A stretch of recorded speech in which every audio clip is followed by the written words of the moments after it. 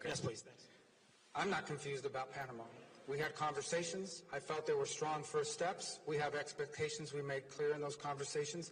I respect very much that Panama has a process.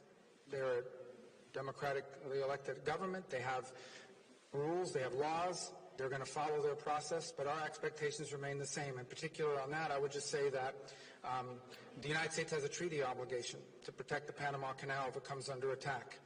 That treaty obligation would have to be enforced by the armed forces of the United States, particularly the U.S. Navy.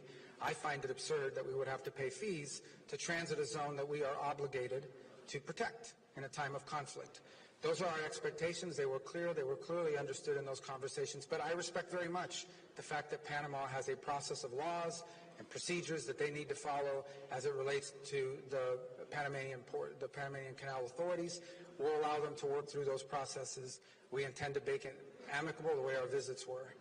As far as the USAID, a couple points. The goal of our endeavor has always been to identify programs that work and continue them, and to identify programs that are not aligned with our national interests and identify those and address them. So we have sent out guidance to those deployed abroad that they will be on leave of absence, not fired, leave of absence as of Friday. And then we made very clear in the message, it's there and it's written in the message that was posted, that if there are exceptional circumstances regarding family or displacement, or maybe their spouse is employed in the embassy, so they're co-located and their children are in school, there's room and space for that. We also made clear in the guidance that there would be specially designated programs that would not be a part of that order. And we are working through the process of identifying them now, what those specially designated programs are, and we will continue to work through the process of finding them.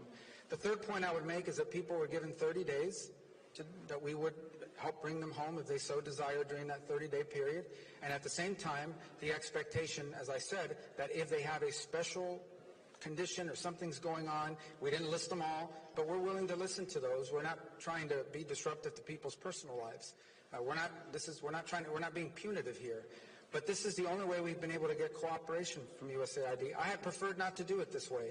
When we tried to do it from the top down by getting cooperation from the central office of USAID, what we found instead are people trying to use the system to sneak through payments and push through payments despite the stop order.